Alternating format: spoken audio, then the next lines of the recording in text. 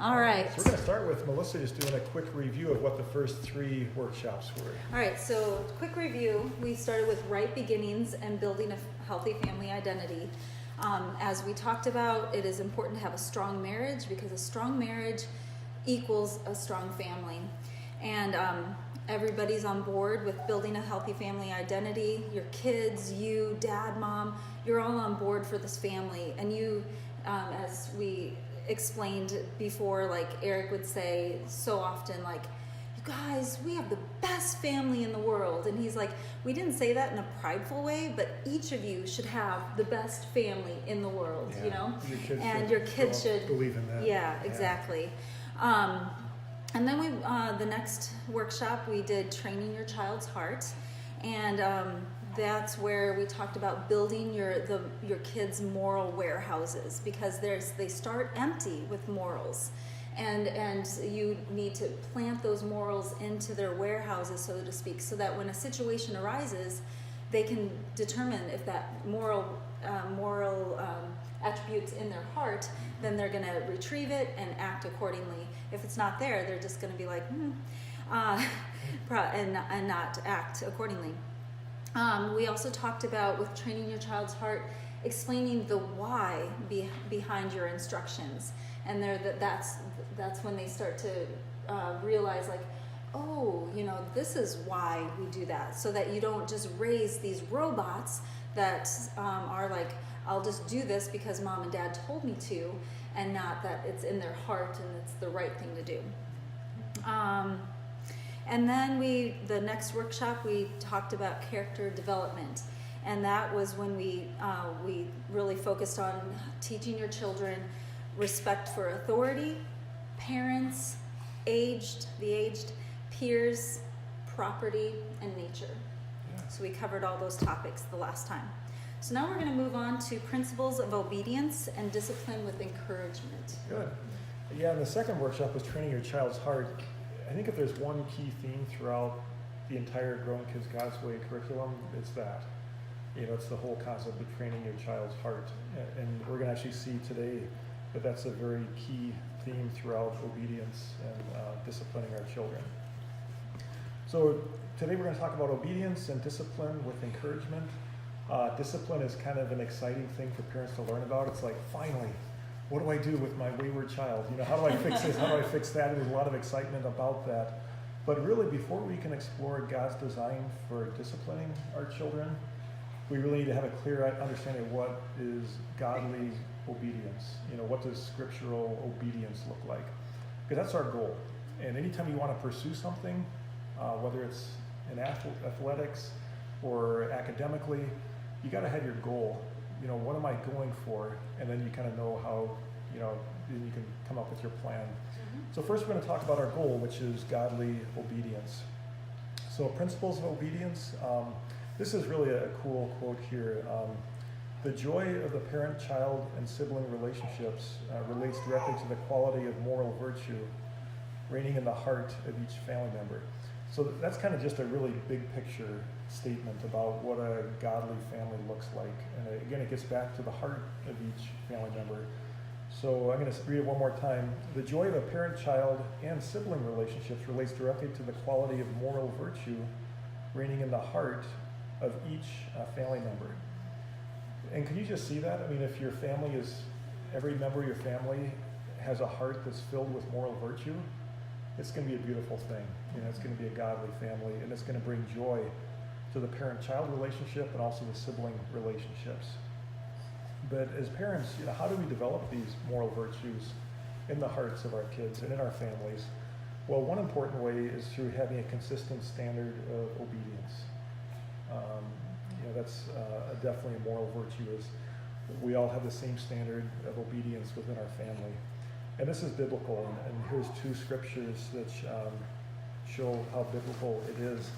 First, Ephesians 6:1 says right here, children, obey your parents in the Lord, for this is right.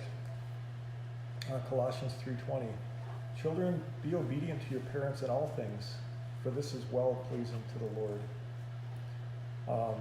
So obedience is absolutely essential to proper family government and to biblical family government. And you can be doing everything else to love and nurture your child. You can be doing everything else from every other workshop just right. But if your children are continually disobedient, you'll be thwarted in your efforts to train their heart. There's that heart again, training their heart. So how is a young child able to fulfill the great command of Exodus 20:21? And what the command is honor your father and mother. The answer is the way that children honor their mom and dad is by obeying them, being obedient to them.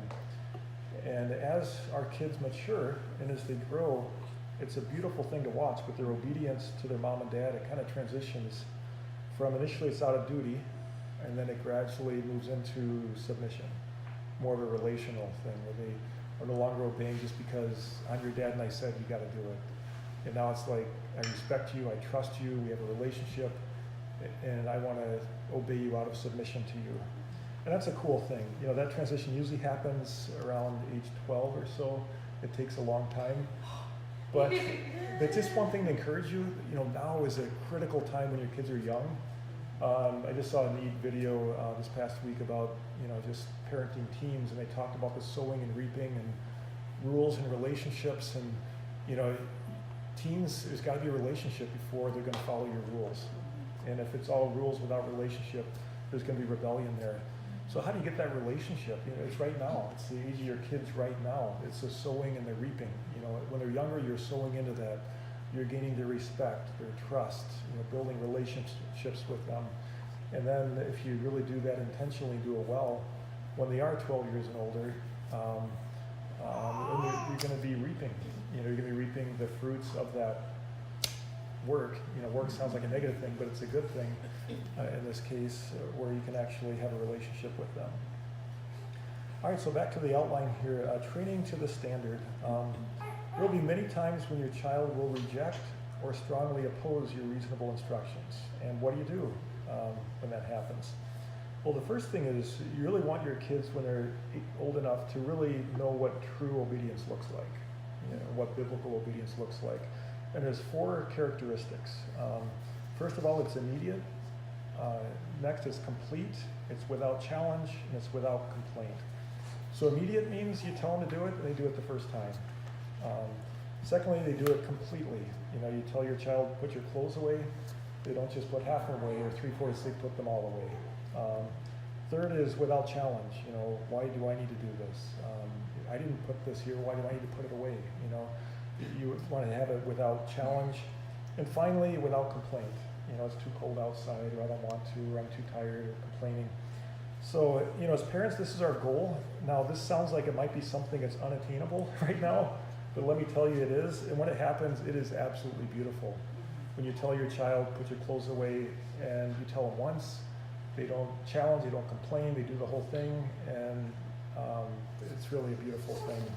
And one thing to remember is to speak to your child as you want to be spoken to. So use please and use thank you. Kind, soft, or not soft words, kind words. Yep, good. So on the second page of the outline, it says, is this difficult? Actually, it's not as difficult for the kids as you would think. It's more difficult for the parents, believe it or not. It's more difficult for the parent than the child. The parents must have a resolve to train, encourage, correct, and teach at the level of God's standard. And God's standard it's all throughout Scripture. It says here in 2 Timothy, all Scripture is God-breathed and is useful for teaching, rebuking, correcting, and training in righteousness. So this biblical authority, it involves thought. It's not just like this, cold, callous, arbitrary, whimsical, inconsistent type thing. It really involves a lot of thought and discernment on the part of the mom and the dad. So this is biblical as well. Colossians 3:20, it says, children, obey your parents. Now this is God's requirement for children. It's very clear. There's no wiggle room in there. It's just very right to the point. Children, obey your parents. But it's very profound. At the very next verse, Colossians 3:21, there's a warning for the parents. It says, fathers, and I think they mean mothers too, do not exasperate your children that they may not lose heart. So exasperation is when they have just had, like, you know what, screw this. this is too much. I mean, no way. Nobody can do this. Just that's what you want to avoid. And sometimes they are going to be exasperated. That's just life. But what you want to avoid is unnecessary exasperation. So this is really a warning to parents. It doesn't compromise the standard in verse 20. It's still, the standard is still, children obey your parents. But it's a reminder to parents that biblical authority is not cold, it's not calloused, it's not arbitrary. It really involves thought. And we're going to talk about what that looks like and how you can play that out. So transition to the next section, which Melissa's going to go over. How do you do this? That's the real question. Well, before we talk about how to do this, Melissa's going to explain how do you not do this. Okay, so here are 3 ways parents undermine the process of training their children to first-time obedience. That is our goal, first-time obedience. So one way is through threatening and repeating. Another way is through bribing. And another way is negotiating in conflict. So let's look at threatening and what a threatening and repeating parent looks like. So it's the mother or father who first coaxes, then threatens, then bargains, then pretends to punish, and then finally punishes just a little, is only making a bad situation worse. No child will respond to God's standard if parental resolve for true obedience is lacking. Why allow a child to disobey 2 or 3 times before you actually mean it? And it's just, we should require first-time obedience, because if we allow them to disobey, what is disobedience? Would you call it a sin? It's a sin. And so we are luring them into that sinful pattern of behavior when we don't require first-time obedience. Okay, so we need to requiring the standard allows the child to determine compliance. They get to choose. Am I going to obey or am I going to disobey? As long as you're consistent as a parent. So you're not basing this on, okay, like the child's not thinking, okay, Dad's really happy today. I think I can get away with some things. Or they're saying to themselves, oh, Mom's kind of moody. I'm going to just make today is a good day not to die. I'm going to obey the first time. So requiring the standard, again, allows the child to determine compliance, not the parent's mood. So the threatening and repeating parent fosters a fearful, subjective response. As I just said, they're constantly guessing to see what kind of mood you're in, to see what they can get away with, and how far they can push. Well, of course, you can imagine that this just creates a lot of frustration for both the child and the parent. How many times have we done that? Like they just, where we might threaten something and they just keep pushing, and then pretty soon we just have had it up to here, and we're just going to react rather than thoughtfully, the first time dealing with it. So now let's look at what how a bribing parent can undermine the process of training their children to first-time obedience. This kind of parent barters with the child in hopes of gaining obedience. So they use bribes and threats and even scare tactics to gain temporary control. For example, maybe you're at the grocery store and the mom says, "If you're good today, sweetie, I'll buy you a treat." That's a bribing parent. You're trying to get them to obey, and they know at the end, if they obey, they're going to get a treat. A threat might look like this: "If you are not good today, I will not buy you a treat." Okay, you're threatening, like, if you're not good, no treat. And a scare tactic might look like this: "If you are not good today, I'm going to call the orphanage and have them take you away." Or call the police. Some people use the police. Okay, no, that's a scare tactic. Yeah. Like, I don't want to do it. Okay, you're scaring your child into obedience. So try to avoid that at all costs. Such verbal statements establish a false and improper motivation for obedience. We don't want our children to be motivated by bribes or threats or scare tactics. this devalues obedience. It also creates in a child this attitude of, okay, how I'm gonna see how obedience benefits me, instead of thinking I need to obey because it's the right thing to do. Yeah. It's like Back to the yeah, heart again. exactly, back to Yeah. the heart. Okay, this kind of parenting using bribes, threats, scare tactics, what am I missing? Negotiating. Negotiating conflict, yeah. and conflict. Okay, we're getting to that. This kind of parenting rears a child who has a self-oriented tendency. That means like, what's in it for me? And they learn to manipulate. Probably those things are not pleasant, right? You don't want to be manipulated. You don't want to teach your child how to manipulate situations. Okay, so the third way parents can undermine the process of teaching their children, training their child in first-time obedience, is by negotiating in conflict. Many parents insist on a standard of complete obedience while giving the instruction. I mean, you're saying something, you want it to be obeyed, but in the heart of the conflict, they are willing to negotiate the line, and that's not so good. So an example of this is like, I use Nathan. Nathan's being asked by his mom, Nathan, pick up your toys and come to lunch, or pick up your toys, put them away, and come to lunch. Well, Nathan says, no, Mom, I'm going to play with these after lunch.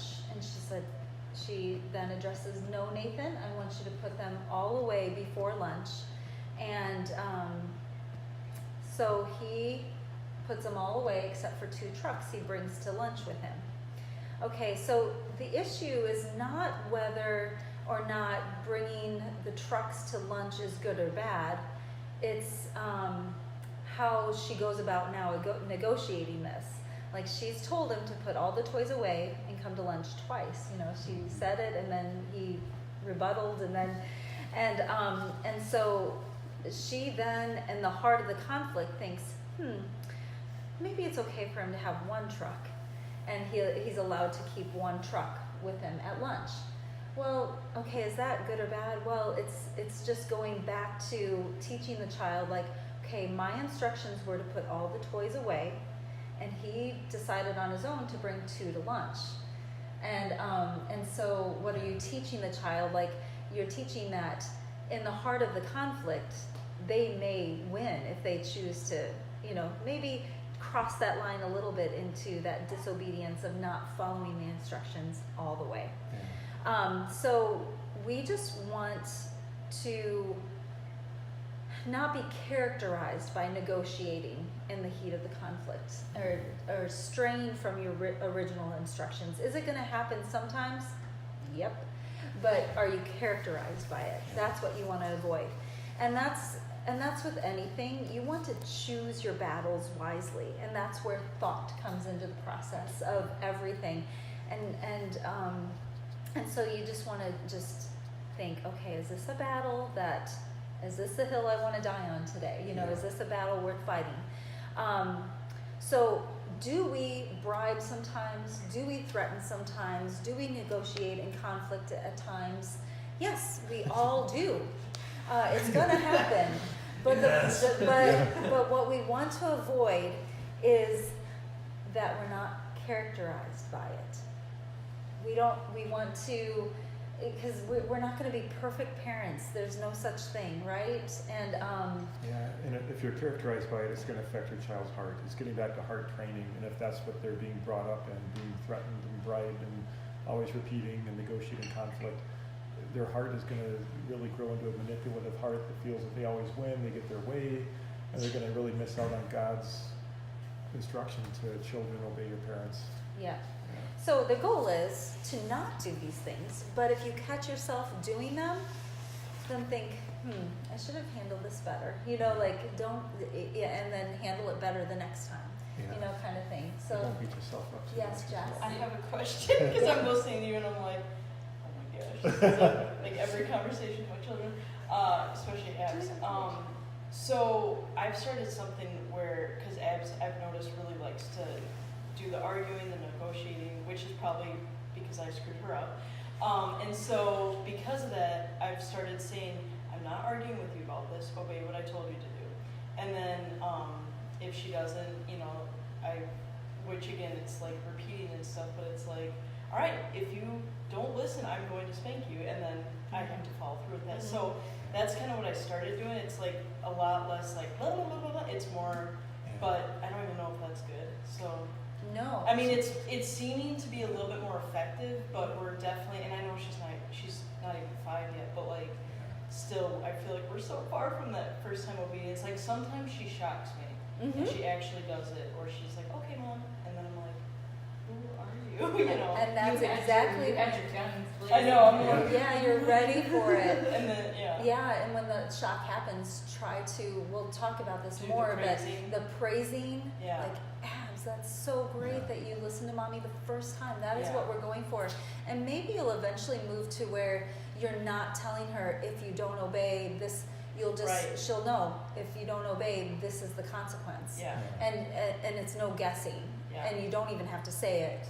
Yeah. You know this is going to happen because you didn't obey. So then you get less frustrated because Yeah. she knows what the consequence is when she doesn't first time obey. Mm-hmm. And is it okay to have that discussion of, Abigail, what is the consequence if you don't listen to mom? Absolutely. You know, so that Absolutely. okay. Yeah, because she's verbalizing it then. Okay. Mhm. Yeah. Yeah, that's a great lead into That's- this next section Yeah. too. 'Cause, Thank you for that great lead in, Yeah. Jess. That great confession. I'm like, oh my No, it's- gosh, No. screwed up so much. Part of this No. next section, we're going to talk, it's about how do you instruct your kids. And if you do it properly, it really diffuses a lot of the disobedience. Yeah. And we're going to go over 5 things that really tilt the odds in your favor. If you do these 5 things, it's like, wow, we're not having as many troubles. Okay. All right, I'm gonna take some notes here. Yeah. This is what So there's 5, that's going to be part of principle 2, so it's down a little bit, but basically I'm going to change gears here. How do we instruct our kids? What are the principles of instruction? And, how can you establish the character of obedience in your child? Kind of like you're saying, how do we want to be characterized as parents, but how do we want our children to be characterized by being obedient? We want to have a child who's characterized by obeying. So in order to do this, it really requires adherence to some basic principles of communication. How do you communicate with your kids? How do you instruct them to prevent stress and increase willful compliance in our kids? So failure to comply, will lead to power struggles and rebellion. We all know that. So there's 3 principles here. The first one, I'm just going to go over them real briefly, then we'll do each one in more detail. So the first one is when you speak to your child in a way that requires an answer or an action, you should expect an immediate and complete response. Second one is never give a command unless you intend for it to be obeyed. And the third one on the next page is principle 3. When a child continually disobeys, he or she is in sin. But when parents continually reinforce that disobedience, it's really the parents who are in sin. So those are the 3 principles. So principle 1, when you speak to your child in a way that requires an answer or an action, we really need to expect an immediate and complete response. And really the key here is the parent's level of expectation. And the thing I really like here is, kids are great about rising to a level of expectation.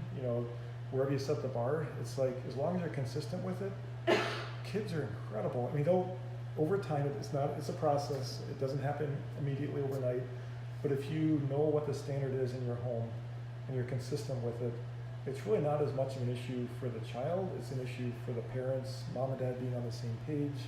It's the same standard every day, whether I'm tired or I've slept well last night, or if I'm in a bad mood, or if I have a headache, this is the standard. The kids really do a great job rising to the standard if there's consistency there between mom and dad and consistency every day.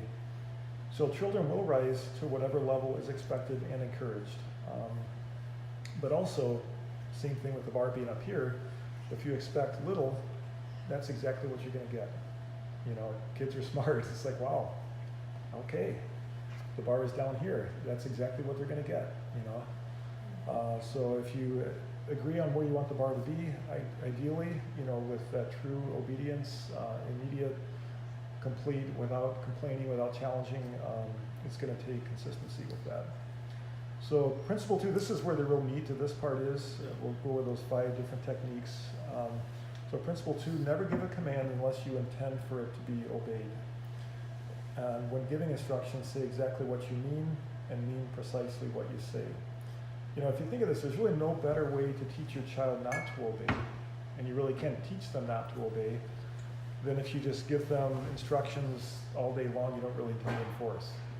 Like, don't do that, I pick that up, or just kind of this ongoing dialogue of instructions, but you don't really intend to enforce any of them. It's just kind of the way you're communicating with them throughout the day, and you don't enforce it. You're basically teaching your child to be disobedient. It's like, she told me to do this, but I didn't really have to. And so sometimes we teach them to be disobedient. And if this happens, the child quickly learns really the habit. It really becomes a habit of disregarding the parent's instruction. So the way you prevent this is really give instructions precisely, say what you mean and mean what you say. Just some examples are, when it's time for your child to go to bed, you don't say, do you want to go to bed? Or it's time for bed. Think of those exact words, it's time for bed. Oh, okay, you keep playing. Or you say, I'd like you to go to bed. Oh, thanks for letting me know. You keep playing. Do you want to go to bed? No, you keep playing. Really it's, we've had a busy day, it's been a fun day, but it's time for bed, and please go to bed. And we'll talk about 5 things you can do to really make that, effective. So the instructions are either directive, telling a child what to do, go to bed, or restrictive, telling a child what not to do. No matter what it is, it requires a response of immediate compliance unless otherwise stated in your instructions. So this is really a good part of today's workshop. How do you maximize your success of your communication? It's really by using these 5 tools. First one, this is like magic. I know magic is not biblical, but I think this is a little bit magic. This 5-minute warning. Yes. Yeah, and basically the 5-minute warning is a way that you give your child a chance to emotionally prepare to comply. So let's say, it's going to be time for bed or time for dinner or time to go to church or something, and they're down there watching their favorite show, playing their favorite game, playing with their Legos, whatever it is. And we can relate as adults. When it's like, okay, go right now, in the car, now. It's like, but I was enjoying this, and it's like, you're putting them in a really tough position. Man, my flesh wants me to keep doing this, but I know I need to obey my mom. What do I do? So the 5-minute warning, it completely diffuses that. You say, hey, Johnny, in 5 minutes, we're going to leave for church. Now, I do admit that 5 minutes can turn into 30, Yes. and you can mess your kids up with time. That's They're happening in our house. 5 minutes, that was fast, because it's Yeah. usually 30, so just, a bit of warning, and I mess my kids up that way. Yeah. They're like, that was not 5 minutes. Yeah. Yeah, I kind of turned 5 minutes Well, into good. half an hour. Yeah. Like, we're so messed up. Yeah. But seriously, that really, really works well. And like I said, we can relate to it as adults, what it feels like when we don't get any kind of warning at all, and we're yanked out of our activity, and we're like, no, this is the best part, But if you say, in 5 minutes we're going to do this, it's like, okay, you get 5 minutes, you get some time to kind of emotionally prepare to obey. So that's a huge one right I there. found too, if we're leaving somewhere that's fun, I'll actually set a timer on my phone. Oh, yeah. And when the timer goes off, so that the 5 minutes doesn't turn into 10 minutes. and We should have done that. You slam for 30 extra minutes or whatever, and then the timer goes off, and that seems to work too. Yeah, That's really good. great idea. That's easier when it's leaving somewhere that's fun versus Yeah. leaving the house in the morning or something. Right. And then you can be like, the timer said so. Yeah. Don't Hey, look at me. yeah, It's the timer. Yeah. We talked Yeah, about this. that's good. that Yep. week. No, our That's phones good. all have time. Yeah. Yes. Yeah, right. So the second way to maximize your success of communicating with your kids is providing a door of escape. And this is biblical. God never allows us a temptation for which he does not provide us a door of escape. As 1 Corinthians 10:3, you will not be tempted beyond what you can bear, and will always leave a way out. Really apply this principle to parenting as well. Just a really good example here is teach your children, if they're tempted, to look for that escape door. For example, if they're really angry with a sibling and they want to haul off and hit that kid, it's like, teach them to come to mom then, or come to dad then. There's an escape. You want to do this, you know what's wrong. What's your escape pattern? And that's always a good one, is come to mom or dad. Yeah, and there later, then you get the tattling that happens and things like that. Yeah. Yeah. So we always taught that you need to use your nice words first. Please give me back that toy that I was playing with. If they don't listen, then you come get help. Because then it's not tattling. They're actually not listening to you. Yeah. So we've kind of gone to the rule, if they're not bleeding, somebody's not broken, or they're not dying. Try to work Don't it be out first. tattling. Yeah. Yes. Yeah. Because otherwise it's just a constant cycle of, he looked at me, he touched me. Yeah. Yes. You know, Right. they have to work it out on their own unless it's Yeah. Absolutely, and that's where you say, yeah, did you use your nice words first? Or, that's what we used, and you can use whatever, you want. Is Yeah. anybody bleeding? It just allows them to use that self-control, but they also know that they have a door to escape before things get out of hand. A little side note, but another discerning thing with tattling is, tattling is you're trying to get somebody else in trouble.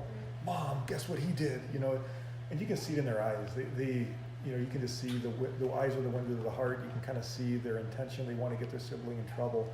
But you really want to encourage when they come to you, they're trying to keep their sibling out of trouble. Like, Mom, he's doing this, and I know it's not right. And that's not tattling. Versus. Yes, exactly. And that's kind of a good distinguishing mark, is, are they trying to get their sibling into trouble? Or are they trying to keep their sibling out of trouble?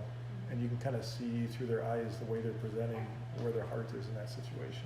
And the older they get, you can redirect, like say, oh, we've been doing this for years, how are we going?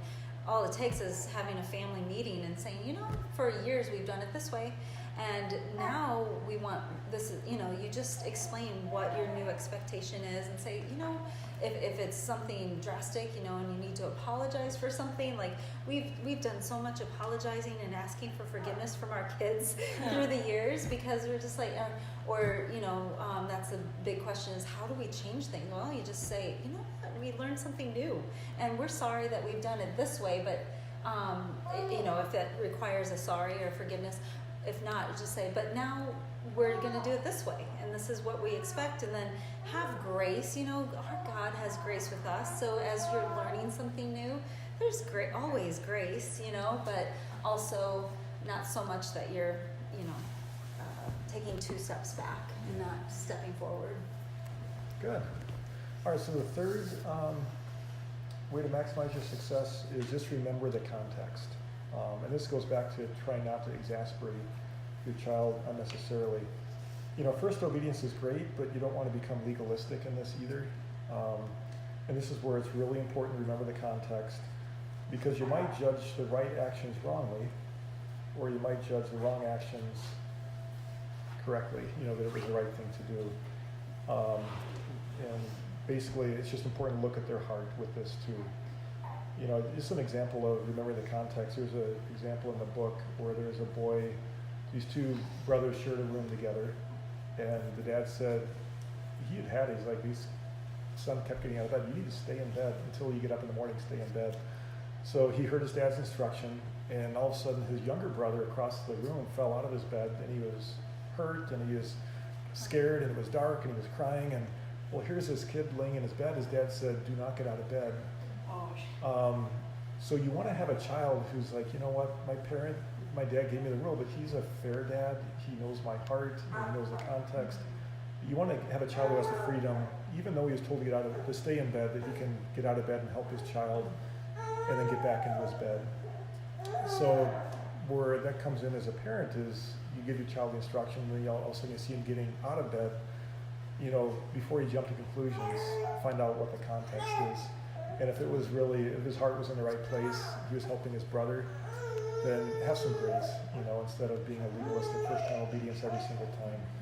So it is important to remember the context as well, so you don't become legalistic. Number 4 and 5 are really key too for communicating. Number 4 is just require eye contact when you give a face-to-face instruction. So let's say whether it's we're going to leave for church in 5 minutes, or you need to put your clothes away right now, and sometimes there's no 5-minute warning. It's really great to actually look your child in the eye and have them look at you when you share an instruction that you really are going to require first-time obedience, as opposed to kind of shouting down the hall, or they're in the middle of something like, okay, yeah, Mom. I mean, how many times do we hear something that's in one ear and out the other? But if you make eye contact, you know, it's just really going to increase the odds that you're not going to have an issue where they're going to disobey. So really try to have eye contact when you're really going towards that first-time obedience and complete obedience. And the last one, this is powerful too. This is almost as magical as the 5-minute warning. You know, just require a verbal response of yes, Mom, or yes, Dad. And it sounds a little robotic or a little mechanical, you know, Johnny, put away your clothes. Yes, Mom. But man, it works really well. We really utilize this a lot in raising our kids. And the concept here is that when the mouth speaks, the brain speaks. It's like if you say something out loud, it's like something happens in your brain where it's almost like, man, now I got to do it. You know, it's like I said I'm going to do it, and the brain has a hard time going a different direction. It's like you verbally made a commitment, I'm going to do this, so the brain commits to do it as well. And it kind of trains your child to tune you in by demanding a response, yes, Mom, yes, Dad, as opposed to tuning you out. Like, hey, put your clothes away, and they just keep playing. They're tuning you out. But if you do the 5-minute warning, and you look them in the eye and say, give them their instruction, you know, I know it's been a fun day, but it's time for bed. Please go to bed right now. Yes, Mom. The chances are there's not going to be a spanking or a consequence or a disobedience because you've been very clear with your instruction and you just tilting the odds in your favor and really doing your child a huge favor by teaching them how to obey their mom and dad more consistently. So principle 3, when a child continually disobeys, he or she is in sin. But when parents continually reinforce that disobedience, kind of allow it to happen and just kind of let that be where the bar is in your home, really it's not the child who's sinning, it's the parent. If it's small faults, like real small things, again, you don't want to be legalistic about really tiny things. It's good to have grace and be patient and kind of work with them through things. But if it's really direct and willful defiance, and we see that sometimes where they're like, no, not today. There needs to be immediate action towards that. So obedience and disobedience are moral acts. It really is moral. It's a heart issue. They're not individual preferences. And encouraging and establishing right and moral behavior requires consistency and clarity in instruction. Okay, so now we're going to move on to what is our goal of self-generated initiative. So initiative is the only legitimate and ethical way to get ahead. Children operate on one of the 4 of the following: self-generated initiative, prompted initiative, forced initiative, and suppressed initiative. So let's go to self-generated. This is the highest and most desirable initiative. A child responds to needs without prompting or instruction. They see a need and they fill it. So they see the laundry basket. If this is an older child, they see a laundry basket and they're like, I'm going to fold those clothes, and they fold them up. Without being asked. Whoa. Like what? Yeah, that is right. That's what we're going for. The highest and most desirable there. So when this happens, when you see a child and doing something that they just do it because they see the need, oh my gosh, praise the heck out of that. Really give them verbal and give them a hug, verbal affirmation, physical affirmation. That helps me out so much. Thanks for being a helper, lay it on thick. You can even get a reward. It's Yes. different from a bribe. If you say, hey, you get a candy bar if you do this, but it's okay when they do something really great to give them a candy bar or say, man, that was great, good job. Yeah. In fact, I'm going to give you a little reward for that. Yeah. That's different from bribing. Yep, Yeah. absolutely. And then the next is prompted initiative. This is also pretty good, where the child responds promptly, but he's given instructions first. So with the laundry basket example, so there's a laundry basket filled with clothes, and you say, will you please fold those clothes? And they do it with the right action and the right attitude. They're like, hey, sure, Mom, yeah. And they just do it. And so we need to remember that we can force an action, but we need to also be molding an attitude. So in this case, their attitude's good. Their heart attitude's like, oh, sure, I'll do that. Yeah.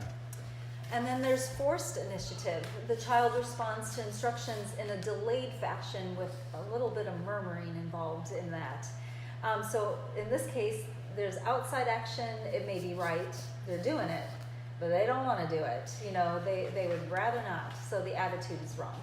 And so the task does get done, but you have to take a moment to see what their attitude was. Many parents will reward the child for doing the job, like, oh yeah, great, they did it. But if their attitude's wrong, you don't want to reward that. You want to talk into that, speak into that a little bit. Suppressed initiative, number 4, is when the child totally ignores instruction. It's the wrong action, wrong attitude. Let's see. Okay. In this case, what sometimes happens is the parent wants to avoid the conflict. Like, oh, I'm just not ready for this battle. I don't want to do this battle, so I'll just fold the laundry. I've told Johnny to do it, but he's totally ignoring me. I'll just do it and get it done. I'll do it right. And so they avoid the conflict because they don't want to deal with it. But what really is happening is they're creating a monster in the process. So yeah, we want to get to that point where our children are welcome members of our family.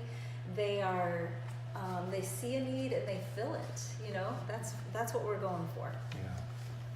I like that theme, welcome member of the family. The world doesn't revolve around them. The family doesn't you're a welcome member of the family. That's a good way of putting it. We all work together to Yeah. make this house and this household great, you know? Yeah.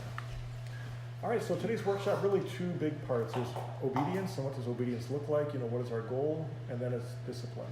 And we're going to shift gears right now and talk about what discipline is. Now, this is a big topic. In fact, it's going to be the rest of today's workshop. And the entire next workshop will be discipline as well. So this is really a kind of a big area we're just starting right now. You know, the Bible really exhorts parents to discipline their children. It's not a suggestion, it's really a biblical command. And true biblical discipline refers to one thing and one thing only. It really goes back to what we've been talking about, you know, heart training. You know, we're training the hearts of our children. So the untrained heart of a child contains foolishness.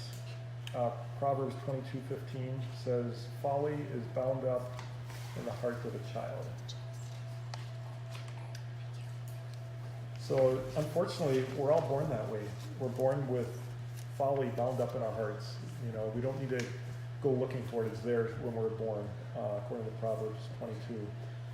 So discipline is not action taken in moments of correction, like individual moments, but it's more of an ongoing relationship with a parent and a child. So that's really our goal. It's not just real episodic little interventions of action.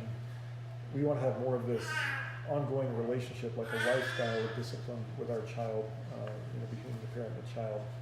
So discipline is a process of training and learning, and it fosters moral development. Unfortunately, like we just said, no child is endowed from birth, born with self-control or the ability to discipline himself. Being a parent is a privilege, but there's a responsibility with that, and we fulfill that role as teachers by emphasizing their inner growth, personal responsibility, and self-control, and that's why discipline is so important. And all these qualities lead to behavior that's motivated from within the child's heart. Again, that heart training. So Proverbs 1, this is kind of neat that this is the very first proverb. It's chapter 1, verse 1. It's 7 verses long, so I'm going to read it from here. Proverbs 1:1. The Proverbs of Solomon, son of David, king of Israel. For attaining wisdom and discipline, for understanding words of insight, for acquiring a disciplined and prudent life, doing what is right and just and fair, for giving prudence to the simple, knowledge and discretion to the young. Let the wise listen and add to their learning, and let the discerning get guidance, for understanding proverbs and parables, the sayings and riddles of the wise. And 7, the fear of the Lord is the beginning of knowledge, but fools despise wisdom and discipline. Fools despise discipline. So it's biblical. This is a mandate in Scripture as parents. It's a privilege, but it's also a huge responsibility to discipline our children. Proverbs 22:6, this is a great one. Train up a child in the way he should go, and when he is old, he will not depart from it. Part of training is leading by example. It's not enough just to teach it. If there's no example, the training will not bear fruit. Although it is important to teach, but I'm sure we've all heard the saying, a lot of behaviors are more caught than taught. You can teach it, but what are your kids catching as far as your example? Are you being hypocritical and expecting them, their bar is up here every single time, but yours might be somewhere down here? Kids are smart. They're going to catch that and pick up on that right away. So it is important to teach them throughout discipline, but also to be a good example for them as well. So it's important to know the difference between moral and morally neutral behavior, because that'll kind of help you decide, is this something I really need to intervene in here? Again, getting back to that heart training, is this really a moral behavior? Is it a morally neutral behavior? Some decisions and activities of life have no moral richness or wrongness attached to them, such as the basic development of skills and talents, like, hey, I know how to swim. That's great. Does that tell me what your heart is? What's going on in your heart? That's a morally neutral behavior.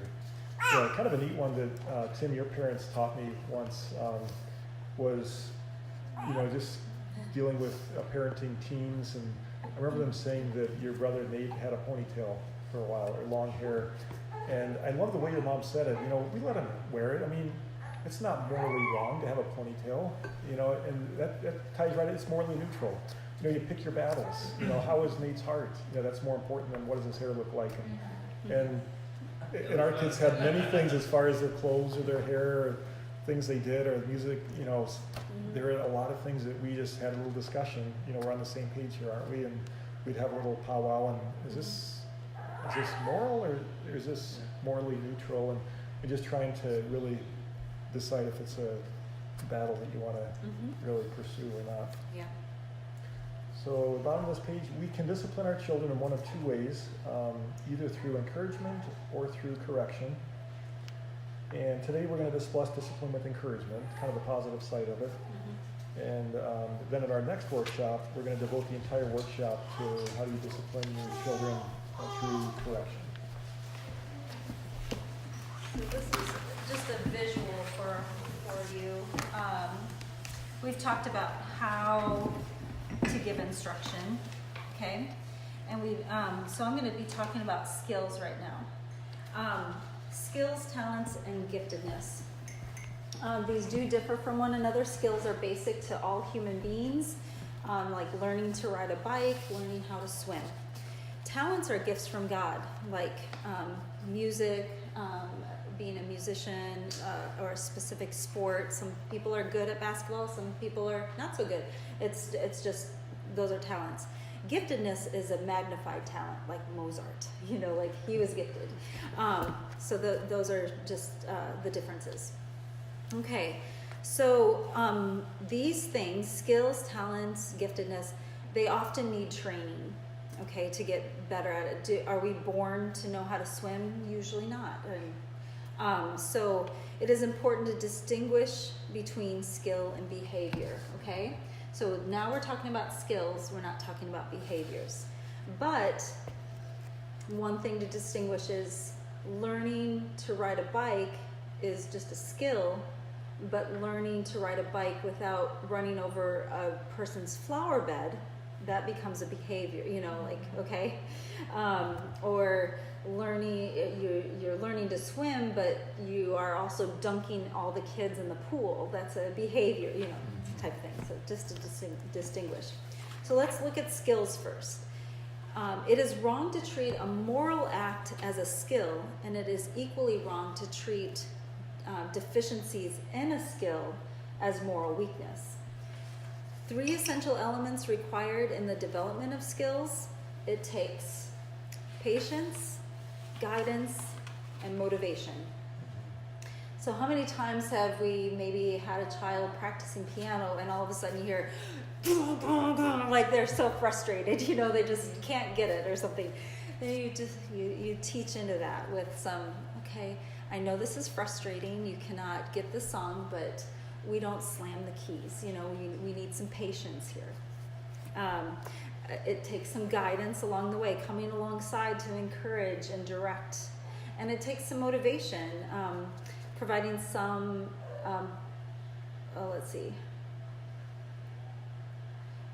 providing some motivation, maybe a goal incentive, or providing to, you know, like teaching into that self-initiative when you see that, that we just talked about. Like, oh, are they just like, oh, wow, they're sitting down to practice and I didn't even tell them to. Nice job, you know, you want to really verbally praise them. Okay, so for a child to devote time and effort, parents motivate by praise and goal incentives. So what does verbal praise look like? So we're on skills, we encourage with verbal praise. A common source of motivation for a child's development of skills is the personal satisfaction obtained from verbal praise received. For example, you might praise your little Bethy for improved piano playing because she's been practicing a lot. And you might say, yeah, your song is really coming along nicely. I see you're really practicing. You've practiced 3 or 4 times this week, and it's really sounding great. So the most effective kind of praise is that's not sought out. So sometimes a child will bring you a painting and say, Mom, look at what I created. And you're like, oh, that's really nice. Good job with that. You really are staying in the lines, or, you know, something. But the most effective praise is that praise that's not expected. You know, that's good to praise right when they're asking for it. But when they're not expecting it, it's even better. And then, of course, a caution is not to overpraise or exaggerate, like, you know, just they come and this painting is not, you know, like, you can't tell, like, what it is. They've just really sloppily done it, like, in 5 minutes or something, and they're like, you know, look at what I did, and you're like, oh, I was hoping that would take more like an hour, you know, like, and then you begin to say, wow, you are such an artist, and you're just kind of exaggerating it, and instead of, you know, maybe encouraging them to take a little more time with it or whatever. Does that make sense? Okay. You can also encourage their skills with goal incentives. These are tangible external rewards used to motivate a child to try harder in a particular developmental area. You use these to motivate actions associated with skill, talents, and natural physical attributes, but not for changing behavior, which makes sense. You don't want to use them to change behavior. You want to just motivate them to build on a skill. For example, Amy learning to swim. You might say, Amy, always consider their age. Amy, if you learn to swim to the buoy and back, I will buy you that snorkeling set that you wanted to get at the store the other day. So it's placing a goal incentive. It's not to get a certain behavior. You're practicing a skill. And you're saying, I'm going to get you that if you can swim to the buoy and back by the end of summer, or the middle of summer, whatever. So, of course, you want to be careful not to overuse this kind of technique. And also not to discourage, you don't want to say that to your 3-year-old child. You know, the buoy's way out there, they're not going to be able to swim, but just be considerate of the age and age So is it appropriate. different from a bribe because it's skill related, not behavior? Good point. Exactly. Yep, that's exactly Mhm. right. That's right. And then lastly, or we're going to talk now about behavior. We're just going to touch upon this. A child's actions are either moral or morally neutral. Skills and talents are morally neutral activities, but behavior is related to moral activities. Behavior is associated with the duties of the heart. Parents motivate the heart by encouragement and correction. Both are very important. They go hand in hand. We will discuss discipline with encouragement today, and then we'll save the discipline with correction for next time. All right. So disciplining our kids with encouragement. This is kind of a fun thing to do. True encouragement motivates right behavior, and we all, and that's doesn't matter what age you are, if you're at home or at work or where you are. If you're getting truly encouraged, it really motivates you to continue that right behavior. Like it says here, who doesn't like to be recognized for how our actions pleased or helped another? Unfortunately, in the early years, praise or encouragement is sometimes forgotten when our kids are small. And that's because we might be preoccupied with getting things under control. We feel like we're always trying to correct the child. But the problem is that if we don't encourage, there's kind of this vacuum there. And the absence of encouragement is basically discouragement. So even without realizing that, if we're just not encouraging, just by default, we're being very discouraging. One way I've heard this described before is trying to elevate the good instead of always trying to suppress the evil. They're two different things. When you catch your child being good and doing something good, and when they're already doing it, really encourage that and praise them and bring attention to it, as opposed to doing it always the other way, where you're always catching them when they're doing bad and being wrong and suppressing the evil that way. So there's really two opportunities that we have to encourage our children. It can either be pre-activity, like it says on the bottom down here, encouragement on the top. We can encourage them with pre-activity encouragement, or we can encourage them through post-activity encouragement. And I'll do the pre-activity, then Melissa will do the post-activity encouragement. So pre-activity, this is another really powerful thing, kind of like the 5-minute warning and the yes mom, yes dad. It's amazing how this can just tilt the odds in your favor that your kids are going to obey and do well. And really what you want them, if you remember from the beginning, the obedience, true obedience is immediate, complete, without challenge, without complaint. And if that's where the bar is in your home, and we hope that it would eventually, work towards that, this pre-activity encouragement can really help you get there. So pre-activity means that it happens before the activity. Pre-activity, is verbally before you really expect the behavior. And it's often through a verbal reminder, or it could be through a dialogue question, or it could be through positive words. And we'll go through each of those 3 examples. So a verbal reminder is when a parent encourages right behavior with a verbal reminder before the activity. Just reminding your child what the expectations are.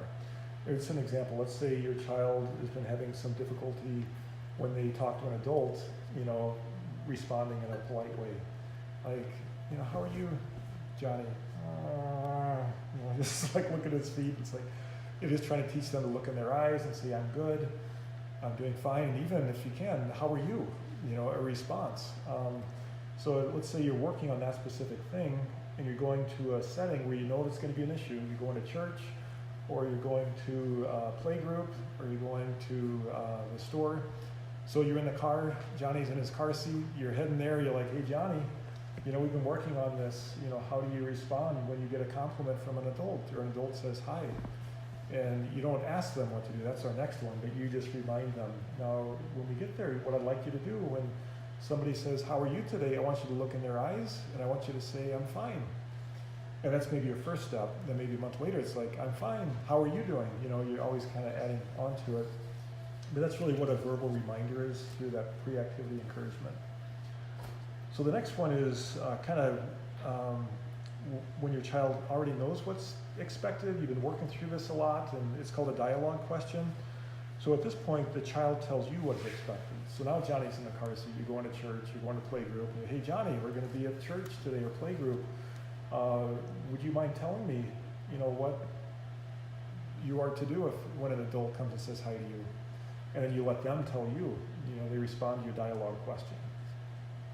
So it says here, it's great for an older child who's heard the pre-activity encouragement many, many times before. And it's kind of neat with this, the child will take ownership of their behavior, especially if they hear themselves verbalize the rules. It's kind of like when the mouth speaks, the brain speaks. When the child says, I'm going to do this, yes mom, yes dad, or I'm going to look at the adult and say, hi, how are you? When they actually say it, it's like they do it. They're much more likely to follow through with it. And the cool thing is then when they do it, they receive praise. Usually the adult's like, wow, that's cool, nice, and that makes the child feel good, and that's encouragement right there as well. And I would take it a step further and say, how do you think that person felt when you look them in the eye? And because it, again, just gets their heart into it. Or how do you feel when people do this for you? Like, what if you were talking to me and I looked off and looked at my feet and just role play, kind of that sort of stuff? Yeah, anytime That you get their helps. heart into it, it's not just a command like, oh, yes, mom, yes, dad, whatever you say. It's like, you want to train their heart, because then they're going to do just virtuously what comes out of their heart. And there's freedom in that. Not, oh man, what am I expected to do here? It's like, what does my heart tell me to do? And just do it freely because it's the right thing. It's that common theme of heart training. So the final part of activity, pre-activity encouragement is positive words. So with positive words, parents tend to spend more time and energy suppressing wayward behavior, we're just talking about this, than elevating the good behavior. And unfortunately, parents spend more time restraining wrong than advancing right. So a way to try to turn this around in your home is really try to be intentional about using positive words instead of negative words. You might be saying the exact same thing as far as what your expectation is, but it's just the way that you say it. And there's two really good examples here. Instead of saying in a negative way, don't spill your cereal on your way to the table, you can say, see how carefully you can carry your cereal to the table. It's more of just a more positive instead of a negative way of saying it. Another one is instead of saying, don't leave a mess for everyone else to clean up, you can say, be responsible, clean up after yourself. And that's hard to do. When I read these examples, like, man, why can't I remember that? Because, I think our nature, we just get so frustrated. And I know I would just tend to have more of a negative way of saying what I expect my kids to do. But this is a great challenge, and it's not easy, but I think there's a lot of power in it. And with young children, there will be plenty of justifiable don'ts, negative way of saying it, because that's just part of being a kid and being a parent. There's times you just have to, say it that way. But as children mature, they really do need some positive direction with that as well. And you know what? When you do something right, go ahead and verbally praise yourself. It may sound crazy. Yeah. You can even look in the mirror and do it like, you did well today. Do that. It's only crazy if you start talking back to yourself. Right? I talk to myself all the time, it seems like. But when you're at dinner, you can share celebrations for Yeah. something good that happened. And definitely. Yeah. All right, so that was pre-activity encouragement. Now Melissa's going to do a post-activity encouragement. So basically, it's after the activity happens, and it's time to reinforce what you saw, like either teach into something that happened that wasn't up to the standard, or really give some verbal praise. And you can even use rewards in that case too, if they surprise you with something that maybe you didn't talk about pre-activity and you saw. I mean, anytime you encourage your kids, it's a positive thing. Yeah, and just to kind of distinguish the bribe and the reward again, Mhm. you know, the reward is not like the child's doing it to get a reward because you told them before the activity, if you do this, you will get this. But Mhm. it is okay to occasionally reward your child, but it's always on the back end of it. Yeah, and again, if you overuse it, then they're gonna come to expect it. Yeah, Like, it's not ooh, good. I'm going to just be good and do this because I'm gonna get a reward. And Yeah. then you don't give the reward. What you know? Like, Gets back to the heart. Yeah. The heart's not doing it for the right reason. Yeah. So okay, so post activity, you can use verbal praise or you can use rewards. I'll just go quickly through this because we're kind of it's been mentioned. So in healthy relationships, verbal praise is never redundant. Encourage in the big and the little things that you see. Like always try to catch them doing good. Always try to catch them doing good and say something. Sometimes I'm guilty of thinking it, like, oh, that was really good. But to actually say it, like, oh, Audrey, you did great. Humble yourself to ask for your child's help rather than demanding it. It's just a level of respect in the home. Like instead of saying, go make your bed, just like, hey, will you help mom with making your bed? Or that's not really a good example because you want them to do that, but anyway, maybe will you help mom? You know, I've got a lot going on right now, and I can really use your help. Yes. You know, then please. do Yes, this. will you get the car seat for Yeah. me? Or yeah, okay. So that's a humble act. Be careful not to qualify your encouragement. For example, and we can use that with our spouses. This with our spouses too. Thank you for preparing a meal. Too bad it's burnt. You know, be careful about that sort of stuff. Verbal praise combined with physical touch is an unbeatable combination and is highly effective with your children of all ages, even your spouses. So, you know, touch on the shoulder, a pat on the back, a hug, things like that. Punch in the arm, not too hard. Feeling great over here. I love you guys. This is wonderful. Rewards can come either like a tangible, like a pack of gum or a candy bar, or intangible, like a trip to the park. The purpose of a reward is to confirm and reinforce behavior, not to stimulate it. That you're not trying to get good behavior, you're trying to reinforce it. So after, like for example, after you're at the store and you've given pre-activity encouragement in the store, Ryan, I prefer you, or I would like you to stay by the carts.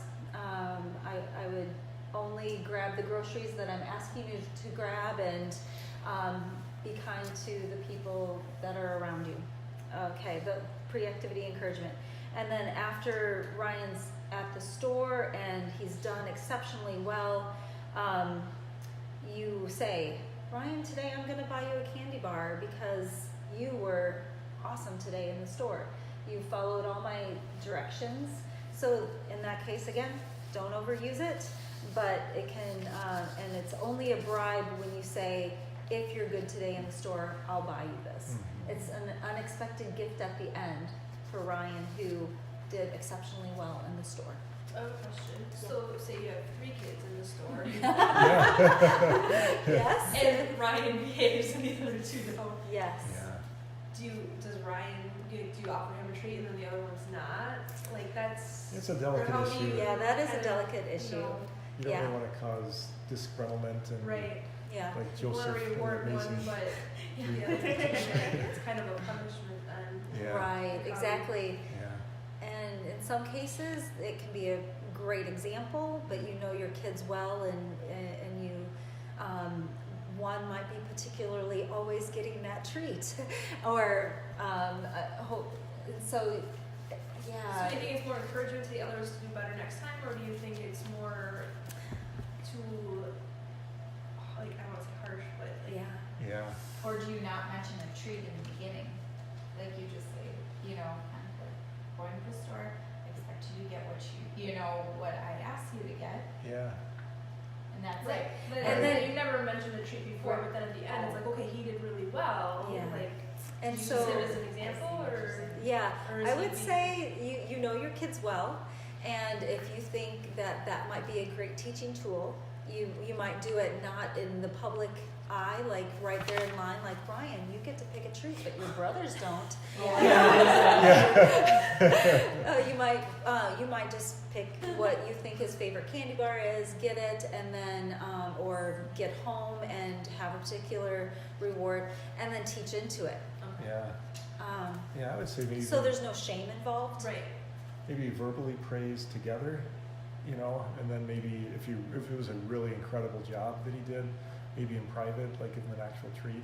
But there might be times you can give him a treat in public, but I think that could just really cause a lot of division. Right. Maybe if you're actually first verbal praise and by the way, I know this is your brother's favorite candy bar, but it's yours today, buddy. you know, I don't know, but Yeah. like you said, Melissa, Wisdom you know and your discernment. kids. There's Yeah. so often that we don't have one of them alone somewhere. Yeah. That's They're so usually true. in a group, so Yes. it's, you know, what you want to reward one, you don't want the other ones to do that. Yeah. Yeah, and I want to say when I had all four of my kids, I rarely, I did not allow them to get treats at the end of the line because that just opens up a can of worms that I was not willing to deal with later. You know, because then it's like, Mommy, can I get this? No, not today. You know, and but then I would make a point to do something at home. Like, you know, I'm thinking back to our store, you know, and experience and, Yeah. and just teach into it that way. Yeah. Yeah. Good. We always say when we go like at the end of Walmart with all that crap there, you know. Yes. Mom, I love this. Can Oh, I get it? uh-huh. Oh, maybe for Christmas Santa can put it in your stocking. Yeah. Because, Yeah. no. Right. I'm gonna find out, you know, forget about it anyway. But Yeah. that was always a good save because I'm like, I don't even want to start that, you know. Yes, oh But- yes, it's open here. It's a very effective marketing technique. Yeah. Have them all Oh, yeah. They're eye level when you're in line. So you're I know, standing we there. all created this hated parents. So Yeah. Was that what you had for that? Oh, no, oh, yes, okay, so children should be rewarded for their obedience, but not obedient for the reward. Makes sense, Mhm. right? The heart again. Mhm. Be careful not to overuse, as I said. Children can become dependent on receiving the rewards, and so you don't want to cause that to happen. And if they do become dependent, then that might motivate their good behavior rather than it being a heart issue, like, oh, this is the right thing to do. Instead of like, oh, I'm going to get a reward. I know I'm going to get a reward because I always get a reward if I'm good. So again, just keeping that heart in check. But above all, you want to influence and train your child's heart. That's the issue all the time. I just had this idea, like as I was preparing, you know, things that we can be doing as parents. We have to lead by example. Again, we're not perfect. We're going to make mistakes, but that's when you humble yourself and ask for forgiveness from your children. And that goes, I'm telling you, a very long way. Very long way. When you goof up, when you make a mistake, when you sin against your child, really, you humble yourself and you ask for forgiveness. It's powerful. But our example, and as we do that, we're setting an example for them about humbling themselves and asking for forgiveness when they've done wrong, because that's hard to do, right? We don't want to admit that we've done anything wrong. It is impossible to give your child what you yourself do not possess. So what I mean by that is, how much are we in God's word and we're learning God's word, and it's just in our heart enough that we can speak it, instead of going, I know this is not quite right, but I just don't know how to train it or teach it or talk. You know, the more you're in God's word, the more you're going to be learning, like, oh, this is why, you know, and it's easier to train your child's heart by having those solid moral, that moral warehouse device to the virtues to put in there. Yeah. Our children possess the ability to attain the standard we set. Eric talked about it. If you put the standard here and you're living by the standard here, then they'll come to it. You know, we don't use excuses because, ooh, they missed their nap today, or they're hungry, or oh, they're shy, you know. Even though those are the cases, we still set that standard because it's God's standard, not just what our whim. And we need to follow through. We always say this: parenting is tough. You know, it is not for wimps, people. And so to have the Lord as your foundation, have grace for yourself. We're not perfect. We're not ever going to be perfect parents, but with the right, attitude and the right heart behind it, and the steady foundation that God gives us, and what He gives us, in our hearts when we have Him in our hearts, He will, keep us going forward in a good direction with confidence and hope to raise our children to know and love God, above all. That's what we want them to do. We want them to be able to grow up and shine for Jesus, right? Yeah. And as they mature and grow, you will see your diligent work pay off, for sure. Part. We definitely want to talk about any questions you have, talk through it, but I just want to quickly summarize what we went over and give you an idea of what's coming next.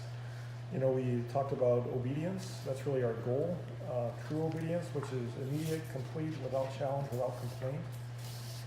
And then we talked about how not to do that, about not being a threatening, repeating parent, not bribing, not negotiating in conflict.